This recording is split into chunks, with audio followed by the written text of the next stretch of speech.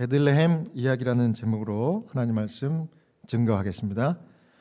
먼저 우리 누가복음 2장 14절을 다 같이 읽겠습니다. 시작.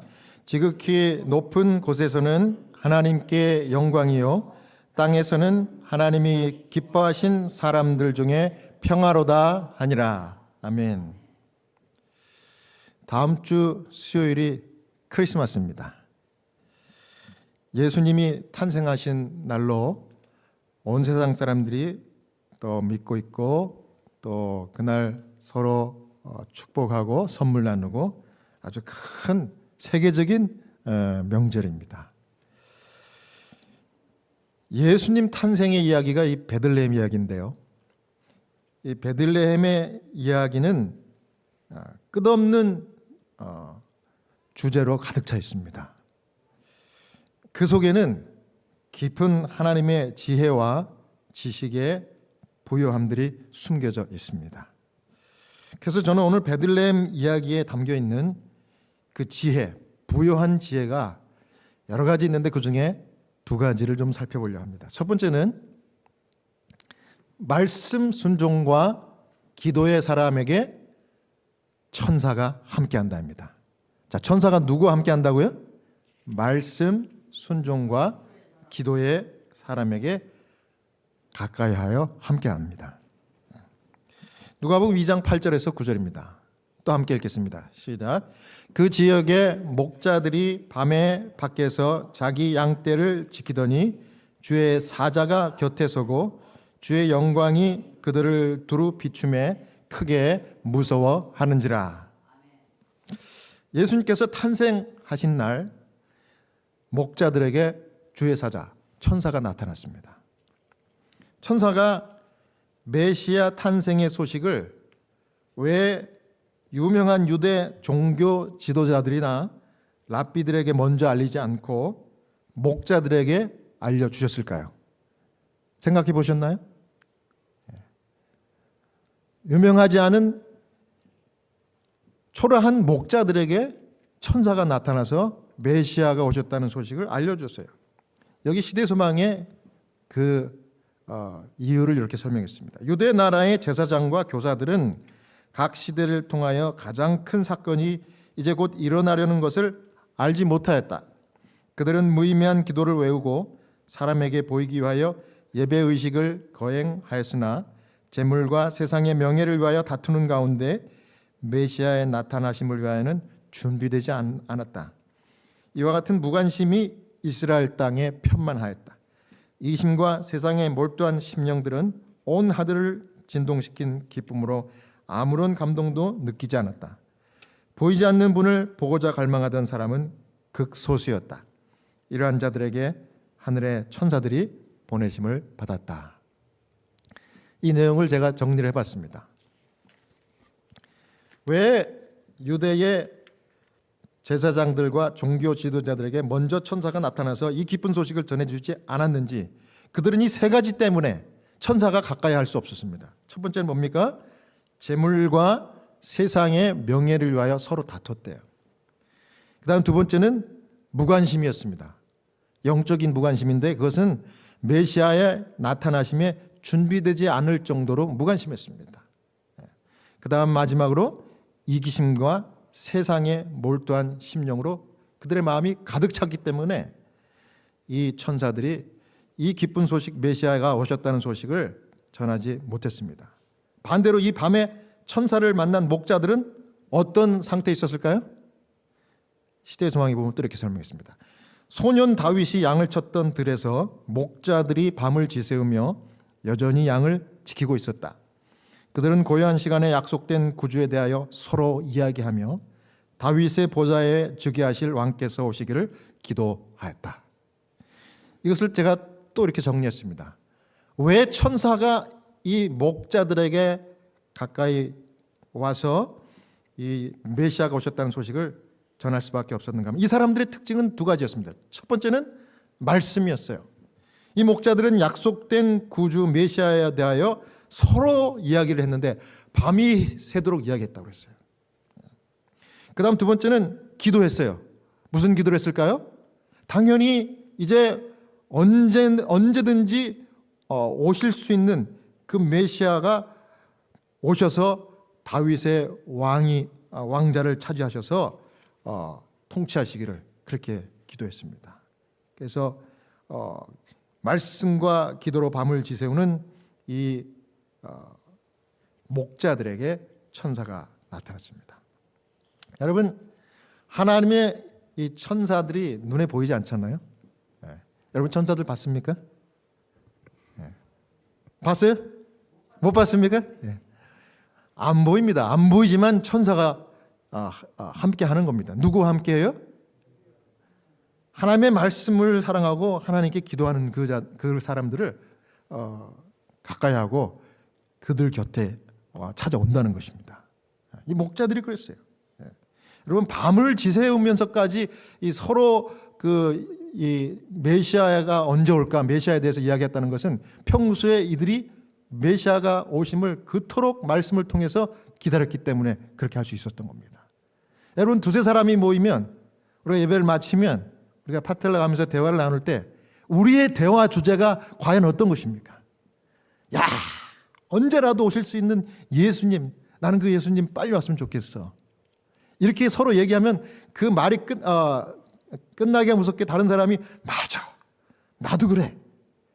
이런 분위기, 그런 분위기가 이 초림하시는 예수님을 기다렸던 목자들에게 있었고 밤새도록 이야기했대요. 말씀을 서로 나눴다는 것입니다. 여러분, 그래서 마태복음 8장 18장 20절에 보면 이런 말씀이 있습니다. 우리 같이 읽어볼까요? 시작. 두세 사람이 내 이름으로 모인 곳에는 나도 그들 중에 있느니라. 아멘. 여러분, 성도들이 함께 모여서 말씀을 나누잖아요. 그럼 그 자리가 은혜가 있어요. 그 은혜가 있는 이유가 말씀을 사랑하는 천사들이 함께 와가지고 이 분위기를 만들어주는 겁니다.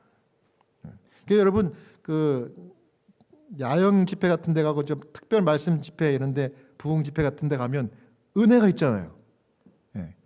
그냥 모여서 함께 대화를 나눠도 은혜가 있고 식사를 해도 은혜가 있고 예배를 들 때는 말할 것도 없고, 그죠?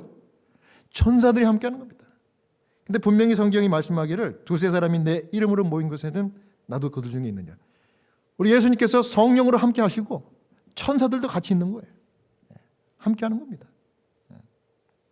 목자들의 최대의 관심사는 메시아이신 예수가 언제 오시나 그거였습니다. 그리고 내가 주님을 맞이하고 볼 수 있게 해달라고 간절히 기도했어요.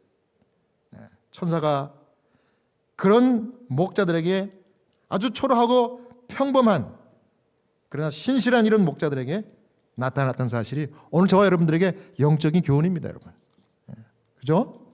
여러분, 저는 또 여러분들은 천사가 가까이 하기를 원하는 그런 말씀과 기도의 사람인가?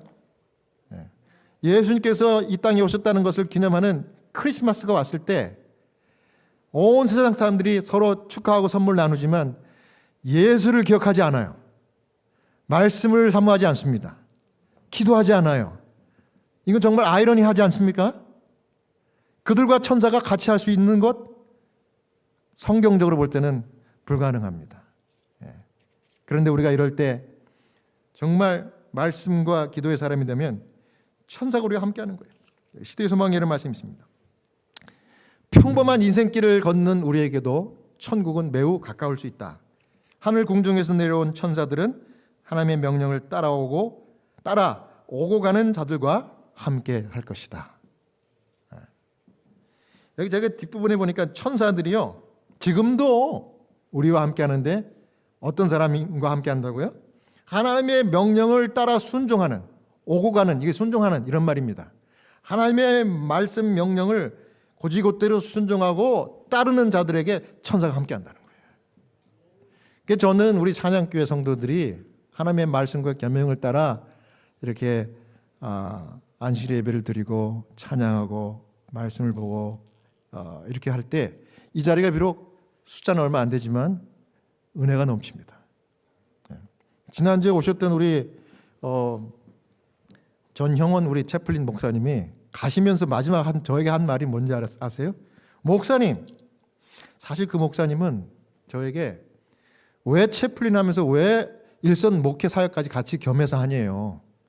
그 목사님이 나를 생각해서 해주는 소리예요. 그 스트레스 받는 거 하지 말고 채플린만 해. 목사님 풀타임으로 채플린이잖아. 왜 그렇게 어려운 짐을 2개를 지고 가? 그랬는데 그분이 가시면서 하는 말이, 목사님 찬양교회에서 예배를 드리고 보니까 목사님이 너무 훌륭한 사역을 잘하는 것 같아. 계속 열심히 해. 이러더라고요. 그래서 제가 또 물었어요.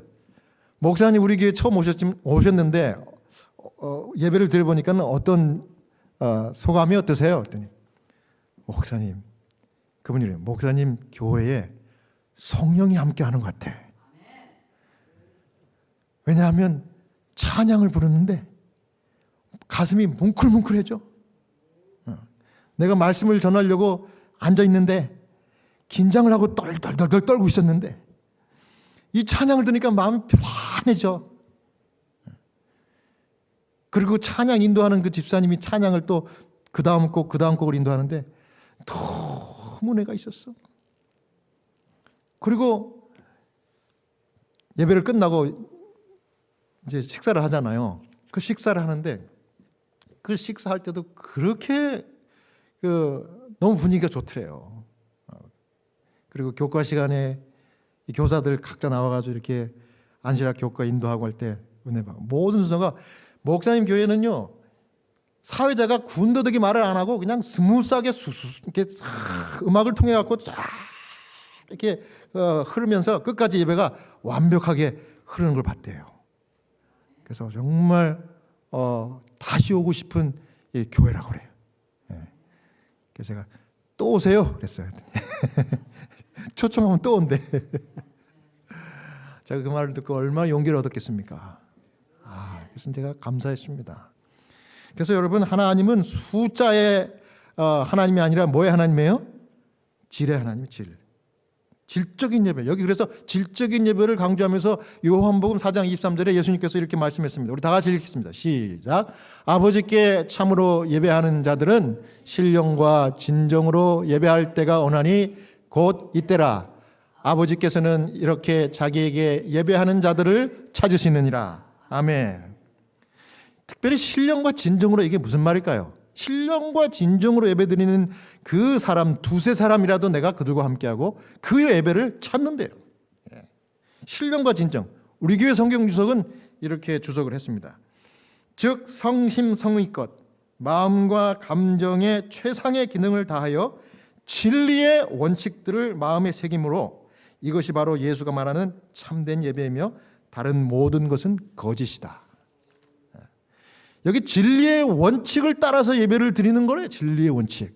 이게 뭡니까? 하나님의 진리의 말씀을 따라서 하나님께서 하라 그러면 하고, 하지 말라 그러면 하지 말고, 이날 예배 드리라고 하면 그날 꼭 예배를 드리고, 또 이거 하지 말라 그러면 안 하는 거예요. 그게 진리의 원칙을 따라서 말씀대로 오고 가는 사람들입니다. 그런 자들에게 누가 같이 한다고요? 하늘 궁정에서 내려온 누가 같이 한다고요? 천사들이 같이 한다고. 물론 주님께서 약속한 것처럼 나도 그들과 함께 한다고 그랬어요. 예수님도. 굉장히 중요한 겁니다. 그래서 마태복음 7장 21절에 아무리 많은 사람들이 아무리 예배를 정말 훌륭하게 완벽하게 드린다 할지라도 진리가 없는 예배를 드리면 받지 않는다는 거예요. 자, 이거 읽어보겠습니다. 마태복음 7장 21절 시작. 나더러 주여 주여 하는 자마다 다 천국에 들어갈 것이 아니요 다만 하늘에 계신 내 아버지의 뜻대로 행하는 자라야 들어가리라. 진리를 행하는 자가 드리는 예배를 하나님 받으신다는 거예요. 믿습니까? 아멘. 아멘. 안식일을 기억하여 거룩히 지키라. 여세 동안은 힘써 내 모든 일을 행할 것이나 제7일은 너희 하나님 여호와의 안식일인즉. 제7일 언제예요? 일, 월, 화, 수, 목, 금, 토. 오늘 토요일 이날입니다. 이 날은 세상 없어도 변하지 않고 내가 약속한 날이고 내가 복준 날이기 때문에 너의 모든 가족들, 심지어 너 집안에 유하는 그 손님까지, 또 네가 데리고 있는 가축들, 펫, 모든 짐승들도 이날 쉬어라 이거야. 쉬어라. 그럼 그렇게 하면 되는 거예요. 무슨 부활을 기념한다고 성경에도 없는 일요일을 지키면서 일요일날 예배를 드립니까? 그렇게 예배를 잘 드려도 이건 받지 않는다는 거예요. 여러분, 제가 이거 제 말입니까? 성경이 하나님 말씀이에요. 그래서 신령과 진정으로 예배하기 위하여 모인 자리에 하나님께서 함께 하시고 천사들과 같이 하고, 그래서 이렇게 예배하고 말씀 기도로 순종하는 그런 정말 신실한 하나님의 종들이 다 되시기를 간절히 바랍니다. 그 다음 마지막으로 두 번째는요, 선한 뜻 가진 자를 하나님이 높이십니다. 하나님이 누굴 높이신다고요? 선한 뜻 가진 자. 선한 뜻. 누가복음 2장 14절 다시 한번 읽겠습니다. 시작. 지극히 높은 곳에서는 하나님께 영광이요, 땅에서는 하나님이 기뻐하신 사람들 중에 평화로다 하리라. 아멘. 이 선한 뜻이란 말이 여기 있습니까? 선한 뜻이란 말이 여기 있어요. 제일 헬라어, 신약 성경 헬라어죠. 언어가 헬라어에 가깝게 번역된 것이 이제 킹 제임스 버전인데, 킹 제임스 버전이 가까워요. 여기 보면 이런 말이 있습니다. Glory to God in highest and honored peace. Good will toward man. 이렇게 되어 있어요. 그래서 good will이라는 말이 이 말입니다. 선한 뜻이에요. 선한 뜻. good will 하면 미국의 이 good will 이 중고품 이렇게 싸게 구입할 수 있는 그 장소 있잖아요. good will.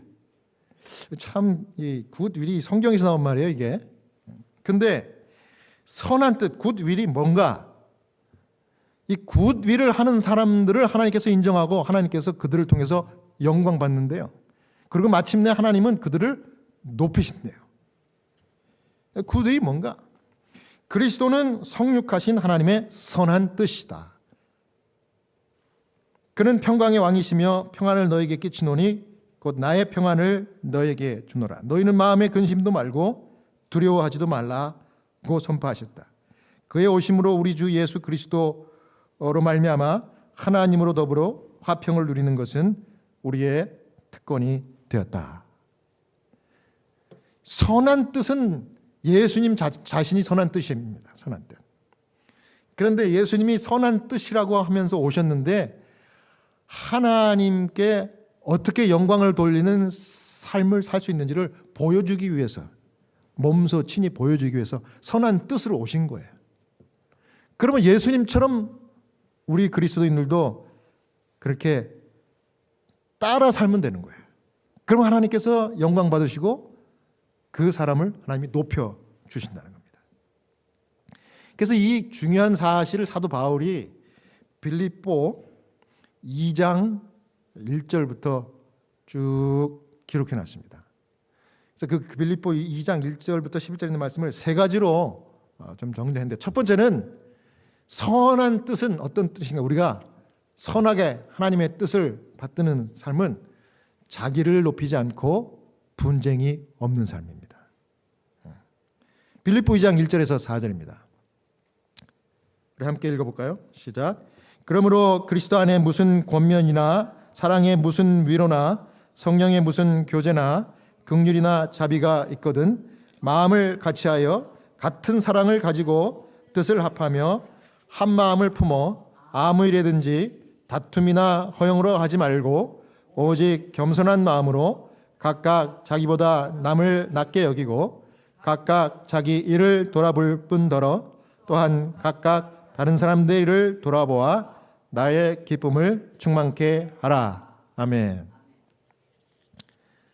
천사가 같이 할 수 없었던, 메시아가 오신 소식을 전할 수 없었던 이 유대 종교 지도자들과 바리새인들, 그 제사장들의 공통점은 분쟁이 많았어요.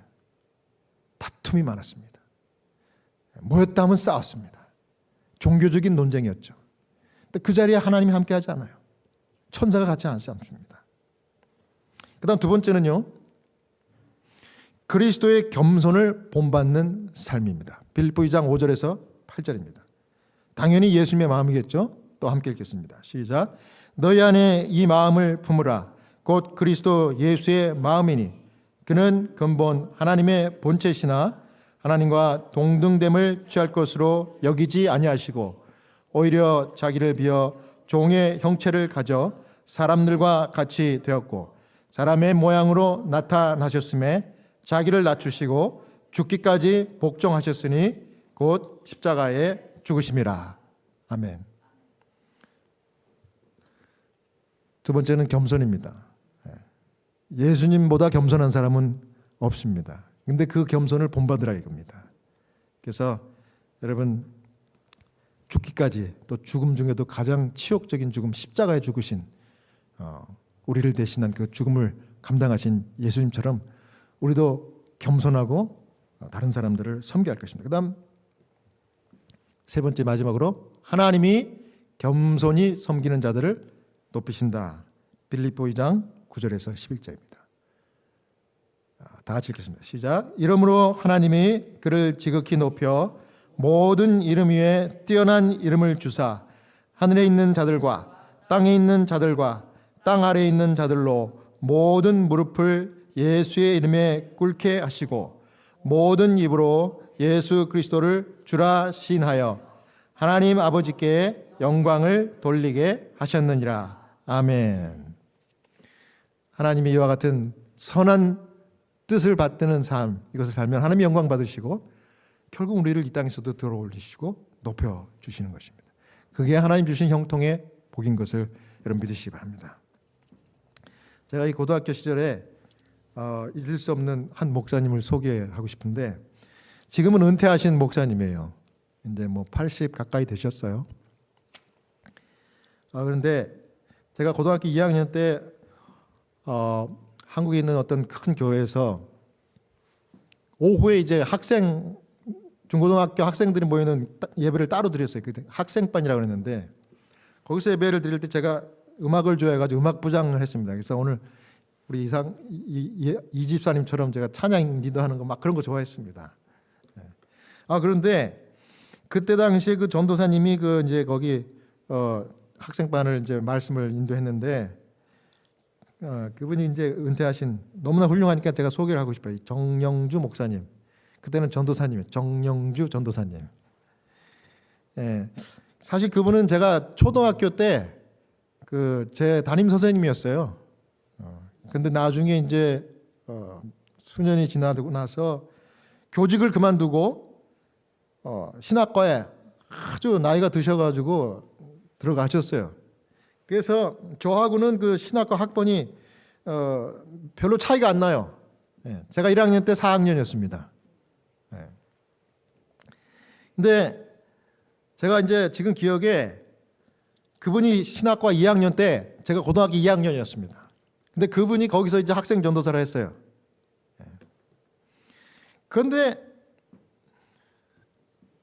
그분의 별명이 뭐냐면 빵 전도사. 왜냐하면 예배 끝나면 이제 해가 지잖아요. 그러면 그 옆에 그 가까운 그 독일 제과가 하네. 독일 제과. 그 베이커리가 그 옆에 있어요. 그 티네이저들이 얼마나 배가 고프겠습니까? 엄청 배가 고프죠. 오후 예배 드리고 저녁 식사 시간이 다 가까우는데 다 데리고 가가지고 그 전도사님이 자기 사비를 다 털어가지고 뭐 전부 다 사주는 거예요. 야, 니네 먹고 싶은 거 다 먹어. 그러면 그 눈치 코치도 없이 그냥 정말 많이 시켜 먹어요. 그때 교회에서 큰 교회니까 그래도 교통비 하라고 그 전도사님에게 돈을 한 달에 얼마씩 줘요. 근데 그거를 몽땅 다 털어가지고 거기다 더 얹어가지고 다 사줍니다. 한 번만 사주는 게 아니고 매주마다 하죠. 매주.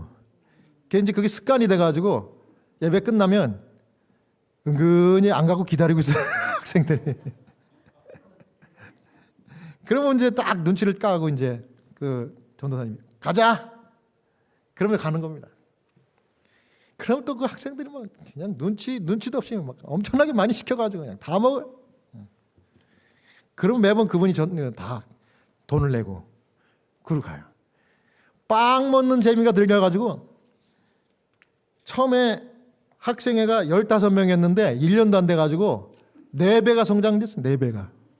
야, 우리 교회 오면 전도사님이 빵 사줘.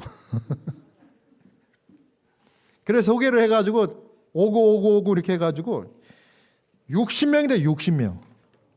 그 해 말이 60명이 됐습니다. 지금 생각해 보니까 그 전도사님이 설교를 열정적으로 하셨는데 설교는 하나도 생각 안 나고 그때 그분이 사줬던 빵, 맘모스 빵, 고로케, 생크림 빵, 단팥빵 그것만 생각나. 근데 어떤 처음 온 여학생이 그 빵을 처음 얻어먹고 그 다음 주에 왔는데 우리한테 이렇게 얘기했습니다. 그 전도사님의 얼굴을 보면 얼굴이 광채가 나. 그 말을 듣고 그 전도사님이 설교할 때 보니까 광채가 나는 것 같더라고요. 진짜로. 성령이 함께하는 분이에요. 호주머니 다 털어가지고. 그분이 이제 졸업을 하고 목회를 나갔는데 금방 가지고 그냥 그분이 유명해져가지고 아주 큰 사역을 하고 아주 성공적으로 은퇴하기까지 목회를 잘 하셨어요. 그런데 그때 당시에 저를 포함해서 그 60명 넘는 그 학생의 그 빵을 얻어먹었던 그 학생들 출신 중에 목회자가 몇 명 나온지 아세요? 3명, 4명이 나왔어요. 4명이. 그래서 지금도 이 사역을 잘 하고 있습니다. 미국에서도 하고 뭐 전 세계에서 사역을 하고 한국에서도 사역을 하고 그러고 있습니다. 야, 그래서 제가 그때 한 가지 깨달았습니다. 이렇게 베풀고 나누고 섬기면 누가 기뻐해요? 하나님 기뻐하시는 거예요. 우리를 부르신 목적이 선한 뜻을 받들고 행하라고 부르신 거예요. 그 선한 뜻 중에 하나가 다른 사람을 섬기는 건데 그 섬기는 것 중에 다른 사람을 먹이고 다른 사람을 공개하는 겁니다. 그게 참 그래서 어떤 선배 목사님이 저한테 그래요. 목회는 먹해야. 목회는 뭐라고요? 먹해. 먹는 걸 잘하면 목회를 잘한대. 네. 그래서 제가 결혼을 했는데 평신도 사역자 평생을 하시던 그분의 따님하고 결혼을 했어요. 근데 개척교회를 하면서 목회를 잘하시는 가정이에요. 그래서 이 정말 전도사님처럼 내가 막 오는 사람들한테 다 대접을 하는 겁니다. 그러니까 그거를 그 딸이 배워가지고 제 집사람이 그렇게 아주 손님 대접하는 걸 그렇게 많이 합니다. 예. 그러니까 우리 찬양교회가 그 식사를 많이 하잖아요, 그죠? 예. 근데 이번에 이렇게 석 달을 기약하고 이제 우리 장인 장모님이 오셨는데 그 평생 먹회를 하신 그 장모님, 그 대모님이 오셨습니다. 그래가지고 오늘도 사실은 이 파틀락이 없는 날인데 또 뭘 준비하셨대. 그래서 참 이 하나님께서 기뻐하는 삶을 사는 것이 참 기쁨인 것 같아요. 그러니까 여러분 그래서 그런지 몰라도 여러분들이 제가 한 분 한 분들 이렇게 보니까 이 말씀을 준비하면서 보니까 이 자기가 가진 최고의 이 장점들을 그냥 거침없이 내놓고 여러분들이 다 헌신하고 계시더라고요. 뭐 어떤 분들은 정말 무조건 나눠주는 거예요. 아직 크리스마스가 안 됐는데 어떤 분은 오늘 벌써 미리 선물을 준비해가지고 오신 분도 계시더라고. 야, 그거는 누가 가르쳐줘서 하는 게 아니에요. 그거는 그 마음 가운데 그 벌써 그런 마음을 심어준 하나님의 성령께서 시키신 일이라고 좀 봐요.